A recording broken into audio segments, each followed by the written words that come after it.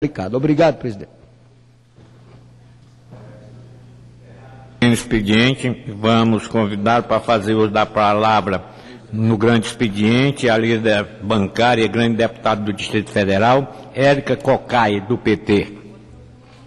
Lógico. Eles estão pedindo de casamento perfeito,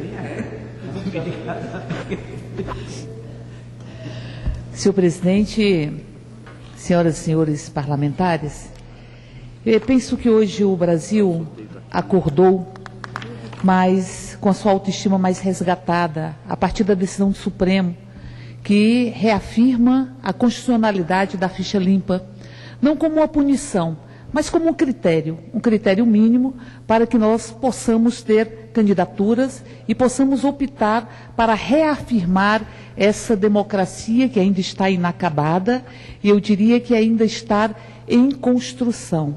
Digo isso porque para o povo do Distrito Federal há uma importância sem tamanho desta decisão que foi tomada ontem pelo Supremo. Significa, penso eu, o fim de uma era no Distrito Federal que fez com que nós não sentíssemos que essa cidade nos pertencia.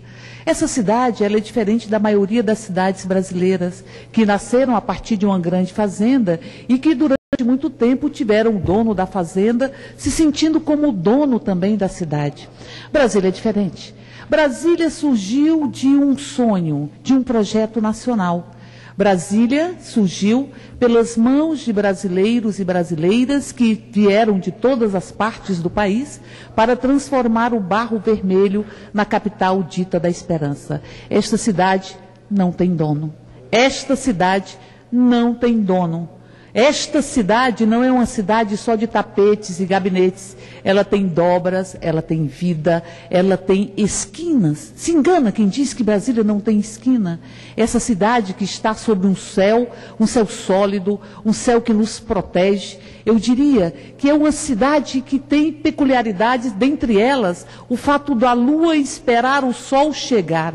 A lua espera o sol chegar nesta cidade. E muitas vezes nós temos a impressão que nós podemos pegar a lua com as próprias mãos. Essa cidade foi muito machucada. Foi machucada por uma lógica que se estabeleceu aqui, de que o território de Brasília pertencia ao seu governante. Uma lógica que deixou marcas indeléveis na nossa população, de que a população não tem direitos, que a carência não se contrapõe com direitos, mas que a carência se contrapõe com favores. A era horrorizista no Distrito Federal destruiu as políticas públicas como instrumento de conquista de cidadania e como instrumento fundamental para que definitivamente possamos eliminar as desigualdades que tanto marcaram a história desse país. Mas não é só isso. Eliminou a possibilidade de uma mobilização e de um movimento popular, ou seja, de que Brasília fosse construída pelas mãos do próprio povo de Brasília. Nós estamos hoje, no governo Agnello, na lógica de tentar devolver Brasília para o povo que aqui vive. Eu diria isso porque durante muito tempo essa cidade foi colocada em uma mesa, o Estado foi colocado em uma mesa, foi fatiado e foi entregue para os amigos do rei, como se aqui fosse uma capitania hereditária pós-moderna. Por isso digo que a decisão de ontem do Supremo, ela tem um impacto absolutamente poderoso sobre o Distrito Federal, porque significa e pode significar o encerramento de uma era e a reconstrução de uma política que só é uma política efetiva quando ela tem a participação popular e segue a esteira do que está dito na nossa Constituição. Poder que não tem controle social, ele tende a ser um poder absolutista. E este Brasil já sofreu demais com as várias formas de ditadura que aqui se estabeleceram. Nós temos uma dificuldade muito grande de fazer os lutos, de encerrar os ciclos da nossa história. Nós temos uma dificuldade muito grande de encerrar o ciclo da escravidão. E eu lembro a fala de uma quilombola de Minas Gerais que dizia: essa tal de escravidão que teima em não acabar. e que, via de regra, nós nos debruçamos ou tropeçamos nela na nossa trajetória em busca da liberdade e da condição humana. Por isso digo que tem razão quem diz que democracia é o único regime que, para existir, precisa de participação popular e precisa de consciência política. Sem participação popular e sem consciência política, não temos de fato a democracia. Vamos ter um arremedo, um simulacro de democracia. Democracia pressupõe participação política e participação por consciência política do conjunto do povo deste país ou do conjunto do povo deste planeta. Mas tem razão quem diz também que é preciso que nós possamos mergulhar na nossa própria história, para que nós possamos reconhecer a história deste Brasil. Este Brasil que foi vítima das salas escuras da tortura e que não tem ainda uma história que será resgatada, sem nenhuma dúvida, pela Comissão da Verdade, que aprovamos nesta casa. É preciso conhecer a nossa história, é preciso que tenhamos a verdade, é preciso que a nossa história não possa ser uma argila que vai ser moldada de acordo com as mãos que a manipulam. Há uma história brasileira que precisa ser compartilhada com o povo brasileiro para que possamos encerrar os ciclos e impedir que elementos do passado, sejam da escravidão, sejam elementos do coronelismo, da República Velha ou da própria ditadura, invadam a nossa contemporaneidade, muitas vezes encobertos e de forma difusa.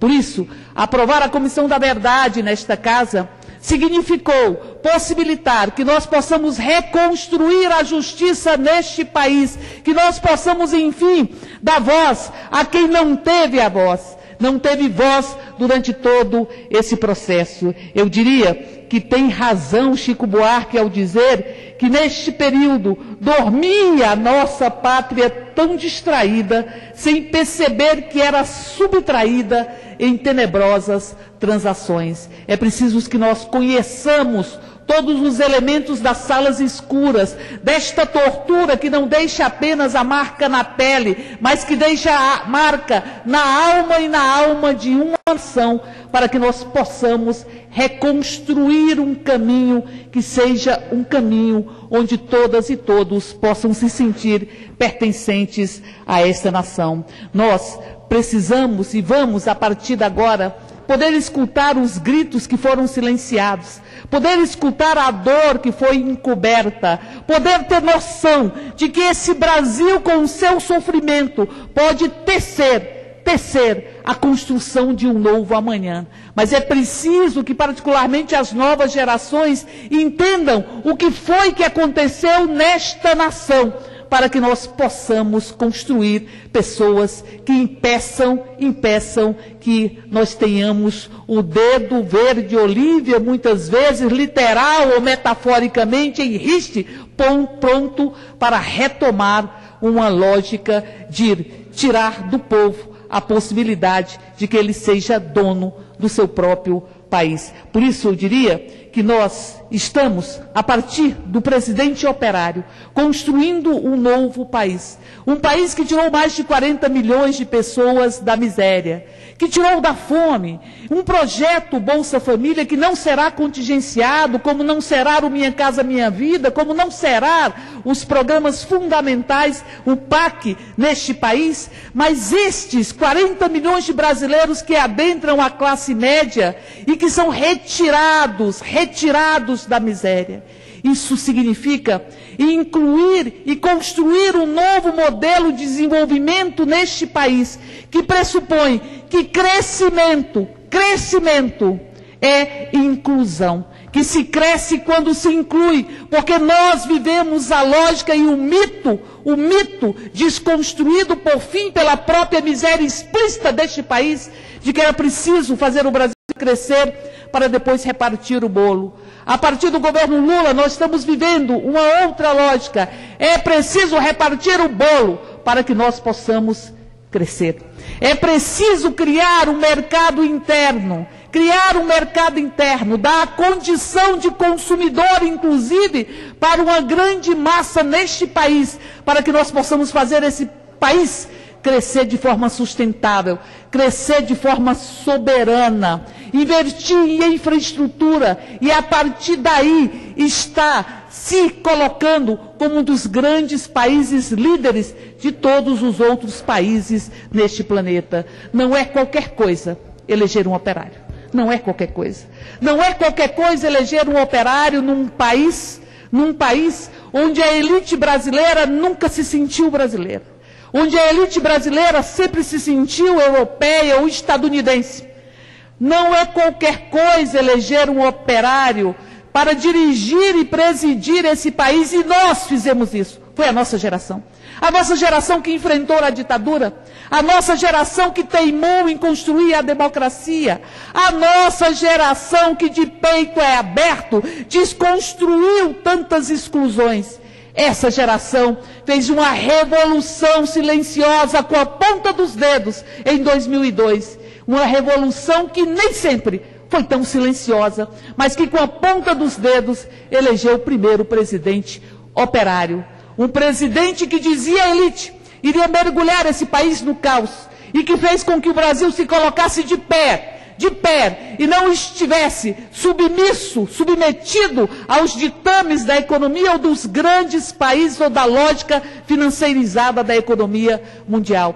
O Brasil está crescendo, o Brasil está arrancando as pessoas da fome, o país está dando vida a Betinho, que dizia: quem tem fome tem pressa, tem pressa. E Lula entendeu isso porque sabe a delícia e a dor de ser brasileiro e viveu a lógica e viveu as consequências de um país tão desigual. Esta é a revolução que nós estamos construindo, para que possamos retirar da miséria, para que possamos fazer com que esta população possa, enfim, se sentir dona dela mesma e não se sentir destruída na sua autoestima, porque penso que é impossível ter autoestima e condição humana, que significa ser sujeito da sua própria vida, quando se tem fome. Mas é impossível exercer plenamente a condição humana também quando se tem medo. O medo, ele embota essa condição mágica que é a existência humana. O medo, ele paralisa. O medo, ele impede que você possa alçar as asas do infinito e fazer o diálogo mágico que o ser humano consegue fazer com o sonho e com a transformação. O ser humano é o único ser que pode ter consciência da sua vida, pegá-la pelas mãos e transformá-la. Por isso a ditadura, as diversas formas de ditadura, elas ferem e quebram a condição humana. Porque impede que você seja dono do seu próprio destino, da sua própria vida. Por isso, esse país, ao retirar brasileiros e brasileiras da fome, cria as condições para a construção da cidadania. Mas é preciso que os retiremos também do medo. Este país, para ser de fato uma democracia, precisa colocar na sua agenda, de forma absolutamente prioritária, a luta pelos direitos da pessoa humana. Os direitos da pessoa humana. Para que nós possamos realmente ter um país que não apenas não tenha mais fome de pão, que é fundamental, mas que também não tenha fome de justiça, não tenha fome de paz, não tenha fome de beleza, não tenha fome de poesia.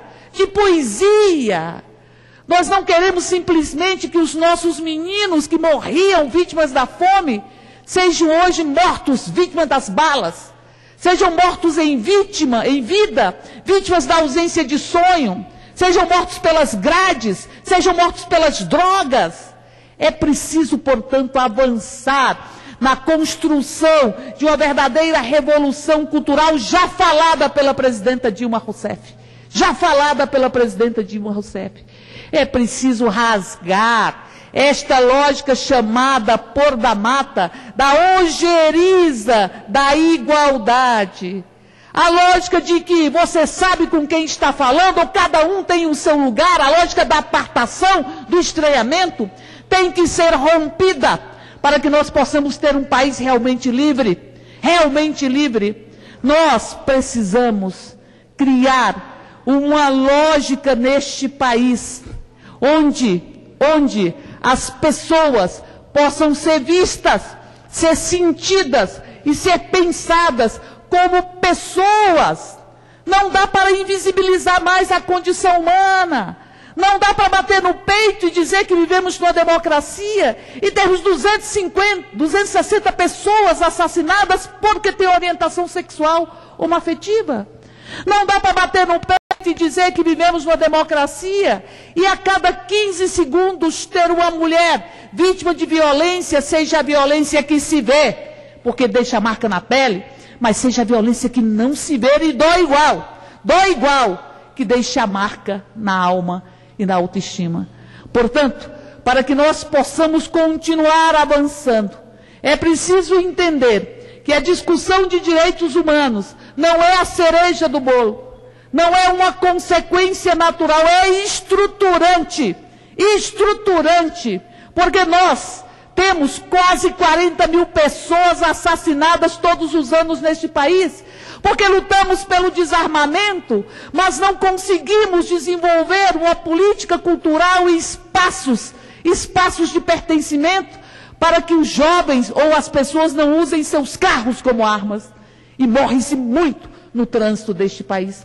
Portanto, essa violência, ela bate na nossa cara, ela bate no nosso peito e ela diz: é preciso avançar numa reconstrução cultural para que os nossos meninos e meninas não sejam máquinas de repetir comportamentos que são derramados na sua casa pela televisão, para que os desejos não sejam pautados pela mão invisível do mercado que captura vidas, que captura desejos, para que possamos abrir os espaços necessários, para que se construa os vínculos familiares e comunitários.